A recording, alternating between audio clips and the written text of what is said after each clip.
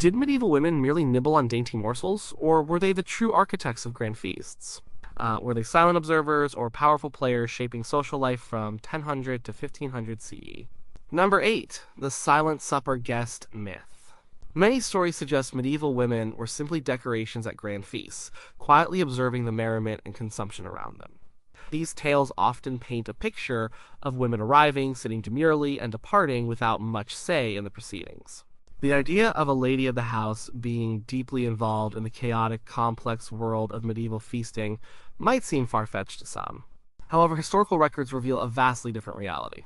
The running of a medieval noble household was an immense undertaking, a complex enterprise that demanded a keen mind, strong organizational skills, and constant vigilance. At the heart of this intricate operation often stood the lady of the house, the chatelaine. Her role was anything but passive.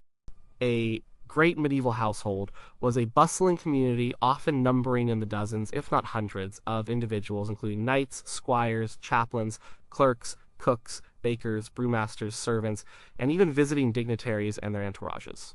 Feeding such a large group, not just for a special occasion but every single day, required logistical prowess that would challenge even modern event planners. The lady of the household held significant responsibility for the household's provisioning, management, and indeed, its very sustenance. This was not a minor detail delegated to a junior servant. This was a central pillar of her authority and influence. She oversaw the larder, the pantry, and the sprawling kitchens. She knew what was in stock, what needed to be purchased, and what could be sourced from the family's own estates. Consider the household of Elizabeth de Burgh, Lady of Clare, in the early 14th century. Her extensive household accounts, meticulously kept by her clerks, provide an astonishing window into her daily life and responsibilities. These accounts detail enormous quantities of food purchased, hundreds of loaves of bread, gallons of ale and wine, vast amounts of meat, fish, and poultry. They record expenses for exotic spices, fresh fruits, and vegetables. Who approved these purchases? Who ensured the quality? Who decided what dishes would be served at specific meals, especially when important guests were expected? The answer consistently points to the lady herself, or at least to decisions made under her direct supervision. She managed the finances of the household, which included the significant budget allocated for food and drink. This was a hands-on responsibility, not a distant oversight. Her involvement went beyond just ordering supplies. The lady of the house was often the one who would oversee the planning of menus, especially for significant feasts that could last for days. These feasts were not just about eating. They were elaborate social and political performances. They were occasions for displaying wealth, power, and generosity. A poorly managed feast could reflect badly on the entire family. A magnificently orchestrated one could enhance their reputation and solidify alliances. The lady's understanding of protocol, her knowledge of her guests' preferences, and her ability to coordinate a vast team of domestic staff were critical to the success of such events. She might confer with her head cook, but the ultimate vision and approval rested with her. Eleanor de Montfort, Countess of Leicester, sister of King Henry III, offers another compelling example from the 13th century. Her household accounts show her deep involvement in managing her estates and provisioning her household, even during politically turbulent times. She ordered goods, paid wages, and managed the daily necessities of a large aristocratic establishment. When a feast was prepared, it was her administrative skill that ensured the necessary ingredients were available, the kitchens were properly staffed, and the table was laid out in a manner befitting her status. These were not tasks for a passive bystander. They were the duties of a chief executive. Furthermore, the lady of the house often acted as the primary host. It was she who would greet arriving guests, especially female dignitaries, and ensure their comfort. During the feast itself, she presided over the high table alongside her husband, or alone if he was absent. She set the tone for the entire gathering, managing the flow of conversation, ensuring everyone was served, and often initiating the toasts and entertainments. This required social grace, authority, and an active presence. She was not merely present, she was central. Illuminated manuscripts often show ladies seated prominently at the high table, actively engaging with guests and staff, not sitting in silent anonymity. The management of a medieval noble household was in many ways comparable to running a small government. It involved budgeting, personnel management, logistics, and public relations. The smooth functioning of the household, especially its feasting culture, was a direct reflection of the lady's competence and standing. To suggest she was a passive guest is to overlook the fundamental economic and social realities of medieval aristocratic life. Her domain extended from the storage of grains to the presentation of the most elaborate dishes. She was the manager, the host, and the active participant in every sense of the word.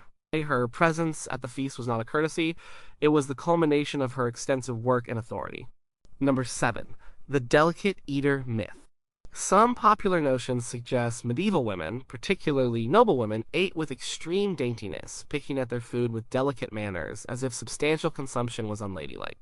The picture often painted is one of women consuming tiny portions of highly refined foods, avoiding anything messy or hearty. This delicate image often contrasts sharply with the supposed boisterous and gluttonous eating habits of medieval men. However, historical records and social customs of the time reveal that medieval women, like their male counterparts, consumed hearty meals, participated in the enjoyment of a wide range of foods, and were not constrained by a modern sense of dainty eating. Food was central to medieval life for everyone, regardless of gender. For most people, securing enough food was a daily struggle, and for the wealthy, food was a display of status and a source of pleasure. While etiquette manuals did exist and prescribed certain behaviors at the table, these rules applied to all diners, male and female, and focused more on hygiene and social graces rather than limiting consumption or dictating feminine delicacy. For example, rules often advised diners not to put too much food in their mouths at once, not to lick their fingers, and not to speak with their mouths full.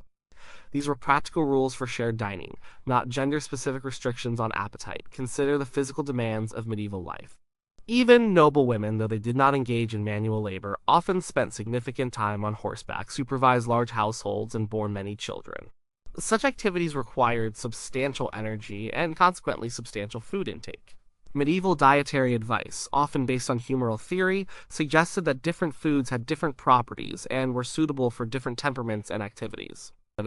There was no specific medical or cultural prescription for women to eat significantly less or differently than men in terms of quantity beyond perhaps specific needs during pregnancy or illness. Archaeological findings from medieval kitchen refuse pits, alongside household accounts, show that meat was a staple of the aristocratic diet for both men and women. Venison, beef, pork, and various fowl, along with fish during fast days, were consumed in large quantities. These were not foods that encouraged delicate nibbling. Imagine a platter piled high with roasted meat, often eaten with fingers and knives, as forks were not yet common table implements. A woman participating in such a meal would have eaten in a practical, substantial way, much like anyone else at the table. The image of a woman gracefully picking at a single leaf of lettuce or a small sliver of fruit would have been completely out of place in a medieval context where fresh produce was seasonal and often reserved for specific dishes rather than a primary food source. Furthermore, medieval culinary practices often involved rich, flavorful dishes. Spices were highly valued and used liberally by those who could afford them, creating complex flavor profiles rather than bland food. Sauces were thickened with breadcrumbs or ground almonds, and dishes were often highly seasoned and substantial. Women, as active participants in feasting culture and often supervisors of the kitchen, would have enjoyed these flavors as much as men.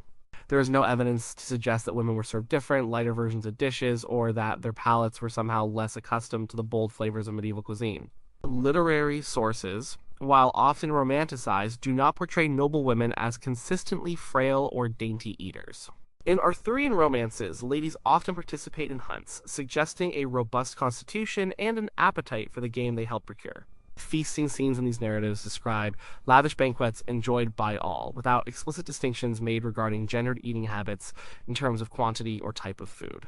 If a lady was expected to ride for hours, attend court, and manage a vast estate, she would need to be well-fed and strong. The notion of dainty eating often arises from later Victorian sensibilities, which impose strict ideas of feminine fragility and restraint. Projecting these later ideals onto the medieval period distorts the historical reality. Medieval society had different standards of beauty and conduct. A healthy, robust woman was often admired, reflecting her ability to bear children and manage a household. Her participation in a feast would have reflected a practical approach to sustenance and social engagement, not a performance of fragility.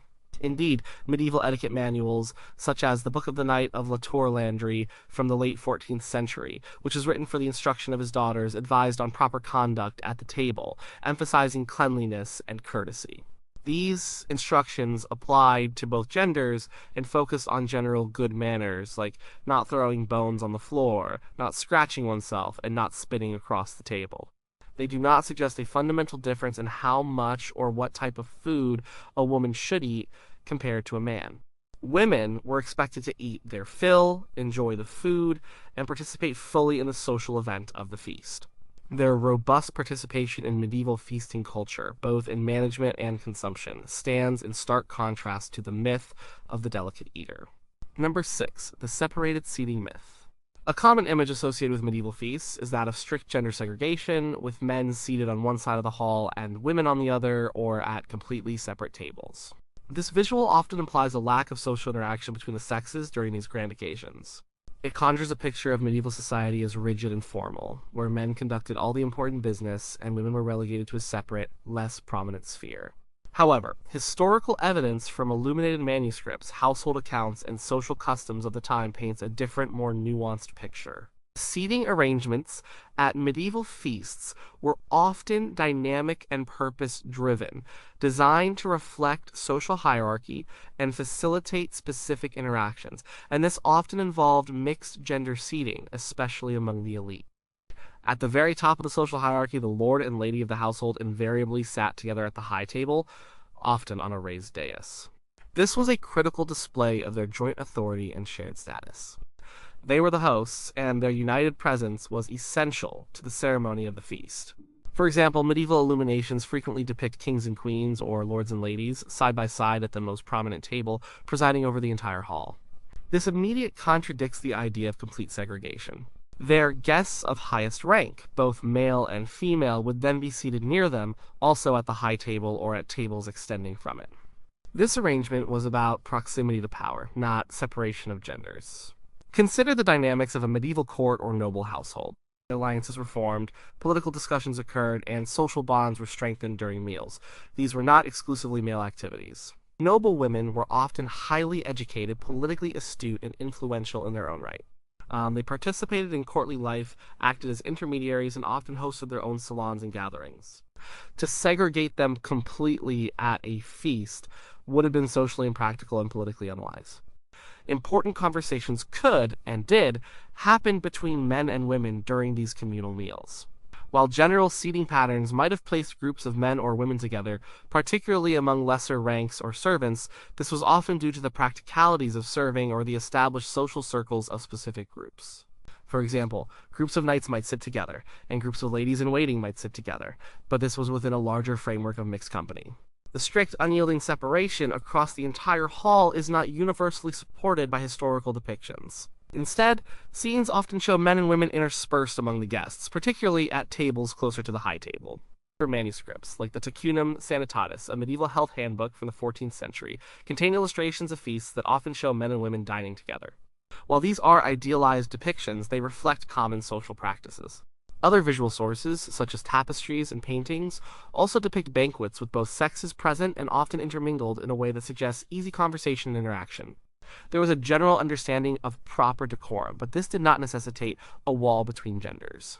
Moreover, the concept of courtly love, while often romanticized, implies a significant degree of social interaction between noblemen and noblewomen. This interaction frequently took place in social settings, including feasts. Ballads, poems, and romances often describe knights and ladies engaging in witty banter, exchanging glances, and participating in games and entertainment during or after a meal. Such interactions would have been difficult, if not impossible, if they were seated at opposite ends of the hall with no opportunity for communication. The idea of separate spheres for men and women became more pronounced in later periods, particularly during the Victorian era. Projecting such modern or early modern rigid social structures onto the medieval period often leads to misinterpretations. This medieval society, while hierarchical, was also highly communal.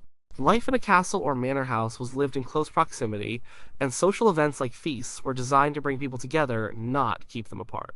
While specific seating arrangements might have been observed for different events or ranks, the sweeping generalization of complete gender segregation at all medieval feasts does not hold up to the nuanced reality of medieval social practices. Men and women shared tables, shared conversations, and shared the enjoyment of the feast, reflecting their integral roles in the social and political landscape of the time. Number 5. The male exclusive feasting myth. A pervasive untruth suggests that medieval feasts were primarily male affairs, gatherings where men conducted serious business, made alliances, and celebrated their achievements, with women present merely as decorative background figures or sources of entertainment. This notion often positions women as peripheral to the core social and political functions of feasting, implying their roles were passive and their voices unheard. However, historical evidence strongly refutes this. Medieval women, particularly those of the nobility, were central to feasting culture, acting as powerful hosts, influential patrons, and integral participants whose presence was not only desired but essential to the legitimacy and success of these grand events. The feasts in the Middle Ages were far more than just opportunities for eating and drinking. They were crucial social, political, and economic institutions. They were venues for displaying wealth and power, forging alliances, resolving disputes, and cementing reputations. The host and hostess of a feast projected their standing and influence through the lavishness of the food, the grandeur of the setting, and the quality of the entertainment. The lady of the household, as already explored, was often the chief manager of these complex events. Her absence or mere decorative presence would have undermined the very purpose of the feast. Take, for instance, the role of queens and noblewomen in political life. Figures like Eleanor of Aquitaine, Isabella of France, or Philippa of Hainaut were not merely consorts, they were formidable political actors. They hosted their own courts, received ambassadors, and engaged in diplomacy. These feasts, held at their residences or those they co-hosted with their husbands, were opportunities for them to exercise their influence directly. At such gatherings, the queen or lady would sit at the high table, actively engaging with guests, listening to conversations, and perhaps even subtly directing negotiations. Her presence lent gravitas and legitimacy to the proceedings. Guests would pay their respects to her, and her favor could be sought. Consider the role of patronage. Many medieval noblewomen were significant patrons of the arts, literature, and even religious institutions. They commissioned illuminated manuscripts, supported poets and musicians, and funded building projects. Feasts were often the occasions where such patronage was publicly displayed, where new works might be performed or presented. The lady of the house would often preside over these artistic elements, showcasing her taste and intellect. This active role in cultural life extended to the feast itself, making it far from a male-exclusive domain. Furthermore, medieval noblewomen often held significant economic power through their dowries, dower lands, and inherited estates. They controlled vast resources, and their wealth contributed directly to the magnificence of household operations, including feasting. Their financial contributions and administrative oversight were indispensable. Without their management, the feasts themselves might not have been possible on the scale they achieved. The lavish displays of food, fine textiles, and entertainment were often funded, in part by the lady's resources and managed by her staff. The guest list for a medieval feast often included a significant number of women from other noble families. These female guests were not passive bystanders. They were important connections, potential marriage prospects, and sources of information and influence. Their presence at a feast was a sign of social standing, and their interaction with the host and hostess, and with other guests, was crucial for maintaining social networks. Forging alliances often involved the women of the families as much as the men, and feasts provided the perfect opportunity for these connections to be made or strengthened. Even for less formal occasions, such as daily meals within a household, women were fully integrated. The entire household, including all its members, dined together, reflecting the communal nature of medieval life. The idea of men retreating to a separate dining space for all meals, leaving women isolated, does not align with the known living arrangements and social customs of the time. The Great Hall, the primary dining space, was a shared environment where everyone, from the lord and lady to the most junior squires and ladies in waiting, gathered. The myth of male-exclusive feasting often stems from a later, more patriarchal interpretation of history, which downplays or ignores the active roles of women. However, by examining contemporary records, visual evidence, and the realities of medieval noble life, it becomes clear that women were not only present but indispensable to the rich tapestry of medieval feasting culture. They were hosts, managers, patrons, political figures, and social connectors, making feasts vibrant, mixed gender affairs where their influence was keenly felt and their contributions were crucial. Number 4. The bland diet myth. A common misconception suggests that medieval people, especially women, ate bland, unseasoned food, or that their diet consisted primarily of dull staples like plain bread and porridge. This notion often comes from a misunderstanding of medieval culinary practices and the availability of spices.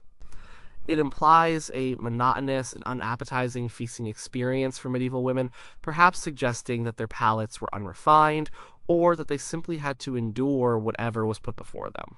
However, a closer look at medieval cookbooks, household accounts, and historical context reveals that medieval cuisine was remarkably rich, complex, and highly seasoned, offering a diverse array of flavors that women, as much as men, enjoyed and helped to create. For those with wealth, spices were a cornerstone of medieval cooking. Long before colonial expansion made spices commonplace, they were exotic, valuable commodities imported from distant lands like Asia and Africa. Pepper, ginger, cinnamon, cloves, nutmeg, mace, and saffron were highly prized and expensive. Their use was a direct display of wealth and status. A noble household that could afford to use these spices liberally in their dishes was advertising its prosperity and sophistication. Women, as key managers of household budgets and supervisors of the kitchen, would have been intimately familiar with these ingredients and their value. Medieval cookbooks, such as the Form of Cury from the late 14th century, compiled by the master cooks of King Richard II, contain hundreds of recipes that demonstrate an extraordinary use of spices. Dishes like Mortrue's blancmange and various pottages and roasts were heavily seasoned with multiple spices, often combined with sugar, vinegar, or verjuice, the juice of unripe grapes, to create complex sweet-sour profiles. These recipes were not just for the royal table. Similar culinary practices were found in other noble households. The lady of the house would have overseen the preparation of these dishes, ensuring the proper ingredients were used and the desired flavors achieved. Beyond spices, other flavorings were also widely used. Herbs grown in kitchen gardens, such as parsley, sage, rosemary, and thyme, were common. Onions, garlic, leeks, and various root vegetables provided foundational flavors. Almonds, both ground and whole, were frequently used as thickeners and flavor enhancers, particularly in milk-based dishes and Lenten fare. Dried fruits like raisins, dates, and figs added sweetness and texture. These ingredients, combined with various meats and fish, created a vibrant and diverse culinary landscape. The notion that medieval food was bland might also stem from a misunderstanding of preservation methods. While salting and smoking were common for preserving meat and fish, these methods themselves imparted strong flavors, which were then often balanced or enhanced with spices and other ingredients during cooking. The idea that all food was merely boiled or roasted without much care for flavor ignores the skill and artistry of medieval cooks, who were highly valued professionals. Women, as central figures in household management, were directly involved in the provisioning and preparation of food. They would have overseen the purchasing of spices and other ingredients, ensuring quality and quantity. They might also have possessed their own collections of recipes, passed down through generations or acquired from other noble households. Some women, like the lady of the house, would have directed their cooks in the preparation of dishes, ensuring they met the family's expectations for taste and presentation. Their palates were accustomed to and appreciated complex, well-seasoned dishes. The dietary advice of the time, based on humoral theory, also played a role in food choices, but this too involved the careful selection of ingredients for their perceived qualities, not a preference for blandness. For example, certain spices were believed to aid digestion or warm the body. This focus on the qualities of food meant that ingredients were chosen for more than just caloric content. Their flavor and potential medicinal properties were also considered. In essence, the medieval feast was a sensory experience designed to impress and delight. The rich aromas of spices, the vibrant colors of gilded dishes, and the complex tastes of various courses were all part of this experience. For women, as for men, the enjoyment of these flavorful foods was an integral part of feasting culture. The idea of a bland diet diminishes the sophistication of medieval cuisine and overlooks the active role women played in its creation and consumption. Medieval women ate with robust appetites, appreciating the full spectrum of rich and diverse flavors that were the hallmark of aristocratic feasting. Number 3, the menuless lady myth. A popular misconception suggests that medieval women, particularly those of noble status, had no direct say in the menu or food choices for their household's feasts. This untruth often implies that all culinary decisions rested solely with the male head of the household or the master cook, relegating women to a purely consumer role with no influence over what was served. This idea aligns with the broader myth of women being passive observers in medieval life. However, historical records, especially household accounts and administrative documents, reveal that noblewomen were deeply involved in the intricate planning and execution of their household's culinary provisions, wielding significant influence over the menu and food choices for feasts and daily meals alike. The management of a medieval noble household was a vast and complex enterprise, almost like running a small economic entity. The lady of the house, the chatelaine, was typically responsible for the household's daily operations, which included everything from budgeting and staffing to provisioning and hospitality. Food procurement and menu planning were not minor details. They were central to the efficient and prestigious functioning of the household. A well-fed household reflected well on the family's status and wealth, while a poorly managed one could invite criticism and even unrest. Consider the meticulous records kept by households like that of Elizabeth de Burgh, Lady of Clare, in the early 14th century. Her accounts detail specific purchases of foodstuffs, often in vast quantities, indicating careful planning and management. These records include not only staple items like grain and ale, but also luxury goods such as expensive spices, exotic fruits, and various types of game and fish. Who decided that a certain type of wine should be purchased for an upcoming feast, or that saffron, a very expensive spice, should be used in a particular dish? These decisions often emanated from the lady's direct oversight. She would have reviewed inventories, approved expenditures, and set priorities for provisioning. The master cook, while a highly skilled professional, ultimately worked under the direction of the lord and, crucially, the lady of the household. The lady would convey her preferences, the needs of specific guests, and the desired level of lavishness for a feast. For example, if royal visitors were expected, the lady would ensure that the menu reflected the highest standards of hospitality, perhaps demanding particular delicacies or a greater variety of courses. Her knowledge of courtly etiquette and her social connections would inform these decisions.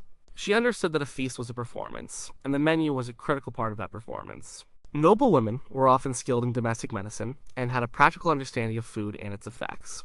They might suggest certain foods for health reasons or for guests with particular dietary needs. They also might have had specific family traditions regarding certain dishes or ingredients for particular feast days. This personal knowledge and influence would directly shape the menu. While they might not have personally butchered animals or stirred every pot, their strategic direction was paramount. Moreover, the training of noble daughters often included instruction in household management. They learned about the different types of food, their seasons, and how to preserve them. They would have learned about entertaining guests, which naturally included an understanding of suitable menus for various occasions. This education prepared them to take on the significant responsibilities of running their own households when they married, including the crucial task of overseeing the kitchen and menu planning. The evidence from household roles and duties shows that the lady of the house was responsible for managing the household servants, including the kitchen staff. This management extended to setting their tasks, overseeing their work, and ensuring the smooth running of all operations. It is difficult to imagine how she could effectively manage such a vital department without significant input into what was being produced. She would have approved the provisioning lists, the daily meal plans, and the grander feast menus. The notion that women had no say in the menu is a significant oversimplification of medieval aristocratic life. The lady of the house was not just a figurehead, she was an active and authoritative administrator. Her influence permeated every aspect of household management, from the procurement of raw ingredients to the final presentation of lavish dishes on the feasting table. Her decision-making power directly shaped the culinary experiences of her family and their guests, making her a crucial architect of medieval feasting culture. Number 2. The gluttony myth. Many narratives about medieval feasting focus heavily on themes of gluttony and excessive consumption, portraying banquets as uncontrolled bouts of overeating and drunkenness, with everyone participating in equal measure. This often leads to the idea that medieval women, too, were swept up in these alleged orgies of excess, displaying unrestrained appetites and poor table manners. However, this sweeping generalization overlooks the intricate social and political functions of medieval feasts and the strong emphasis on etiquette and social order that characterize these events. While lavishness was certainly a feature, feasts were highly structured affairs, and women, in particular, played a crucial role in maintaining decorum and ensuring that the proceedings maintained a sense of order and social standing, rather than descending into mere gluttony. Medieval feasts were not simply about eating until one burst. They were elaborate rituals designed to display wealth, cement alliances, and reinforce social hierarchies. Every aspect, from the seating arrangements to the order of the courses, was carefully planned and carried out.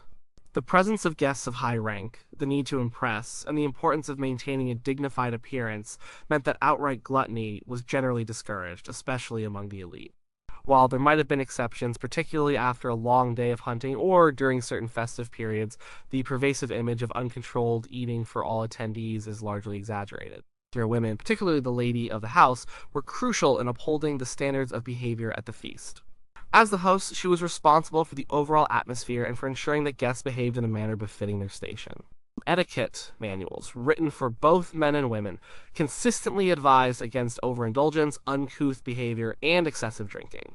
These texts, often intended for the instruction of young noblemen and women, emphasized moderation, courtesy, and self-control at the table. A lady who publicly engaged in excessive gluttony would have brought shame upon herself and her household. Consider the role of the lady at the high table. She presided alongside her husband, setting the tone for the entire feast. Her demeanor, her conversation, and her own eating habits served as a model for the other guests. Her graceful presence and adherence to decorum were part of the overall display of refinement and civility. She would be attentive to her guests' needs, ensure they were well served, and facilitate pleasant conversation rather than focusing solely on her own consumption. Furthermore, medieval feasts often included elaborate entertainment between courses. This could involve musicians, jesters, storytellers, and even dramatic performances. Such entertainment provided natural pauses in the eating, breaking up the flow of continuous consumption. The focus was on the overall experience, which included social interaction, spectacle, and intellectual engagement, not just the piling up of food. Women were active participants in and often patrons of these entertainments, drawing attention away from mere eating. While drinking was certainly common, with ale and wine consumed by all ages and genders, there were also societal expectations regarding moderation. Drunkenness, especially in public, was generally frowned upon, particularly for women, as it could compromise their reputation and that of their family. While some individuals might have indulged, it was not the expected norm for an entire feast, especially those of high social importance. The host and hostess would have had their seneschals and marshals observing the proceedings to ensure order. The image of medieval feasts as exclusively defined by gluttony often emerges from later moralizing texts or popular culture exaggerations. These portrayals frequently overlook the deeply symbolic, social, and political layers of feasting. For women, who were often the primary administrators of these events and key figures in social navigation, maintaining a dignified presence and upholding standards of etiquette was paramount. Their role was to ensure that the feast served its larger purpose of displaying status, cementing relationships, and maintaining social order, rather than just being an opportunity for unbridled consumption. Women were essential to the decorum and structure of the medieval feasts, standing in stark contrast to the myth of universal gluttony. Number 1. The water-only myth. One persistent untruth about medieval feasting and daily life suggests that women were forbidden from drinking alcohol and were restricted to water or very weak ale, perhaps to maintain a more delicate image or due to societal rules. This misconception often implies a stark difference in beverage consumption between genders, with men freely indulging in wine and strong ale, while women remained abstinent. However, historical evidence clearly indicates that medieval women, like men and children, regularly consumed alcoholic beverages, primarily ale and wine, which were often safer and more common than water. Their drinking habits were integrated into daily life and feasting culture, reflecting the practical realities and social norms of the time. In the Middle Ages, water sources were often unreliable and contaminated. Rivers and wells could carry diseases, making plain water a risky beverage for many. Brewing ale or wine involved boiling water, a process that naturally purified it, making these fermented drinks a much safer option for hydration. As a result, ale was a staple beverage for people of all ages and social classes, from peasants to nobility. It was consumed at every meal, often from dawn until dusk. Wine, while generally more expensive and a mark of higher status, was also widely consumed, especially by the wealthy. Household accounts provide ample evidence of women's regular consumption of alcohol. Records for noble households, such as those of Elizabeth de Burgh, detail enormous quantities of ale and wine purchased and consumed by the entire household, including the lady, her female attendants, and all the servants. There are no separate entries or distinct provisions that indicate a gender-specific restriction on alcohol for women. Instead, the accounts reflect a general consumption pattern across the household. For example, a typical medieval diet, especially for the working class, might include several gallons of ale per day, even for women and children, providing not only hydration but also calories and nutrients. For noblewomen, while their diet was richer, ale was still a common daily drink, supplemented by wine, which was often served at feasts and special occasions. Wine was not just a drink for men, it was an integral part of social gatherings and celebrations for everyone. Medical and dietary treatises from the period, based on humoral theory, often discuss the properties of different wines and ales and their effects on the body. These discussions did not typically prescribe abstinence for women, but rather suggested moderation or particular types of alcohol for different temperaments or conditions, such as during pregnancy or illness. Sure. There was no widespread medical or cultural belief that alcohol itself was inherently harmful or inappropriate for women to consume. The idea that women were restricted to water might stem from later historical periods, particularly the temperance movements of the 19th and early 20th centuries, which promoted abstinence, especially for women, to uphold moral standards. Projecting these later social anxieties and reforms onto the medieval period creates a misleading picture. Medieval society had different understandings of alcohol, its safety, and its role in daily life. At feasts, wine flowed freely and women partook alongside men. Indeed, the very act of sharing a goblet or toasting one another was a social custom involving both genders. Illuminated manuscripts depicting feast scenes often show both men and women holding cups or goblets, partaking in the communal drinking. There is no visual evidence to suggest that women were served different, non-alcoholic beverages while men drank wine. While there were social expectations about decorum and avoiding public drunkenness for all individuals, especially those of high status, these expectations applied to both men and women. The presence of women at feasts did not imply a distinct set of rules for their consumption of beverages. Medieval women enjoyed the same access to and consumption of ale and wine as their male counterparts, viewing these drinks as a normal and often necessary part of their diet and social life. The water-only myth simply does not align with the historical evidence of medieval drinking culture.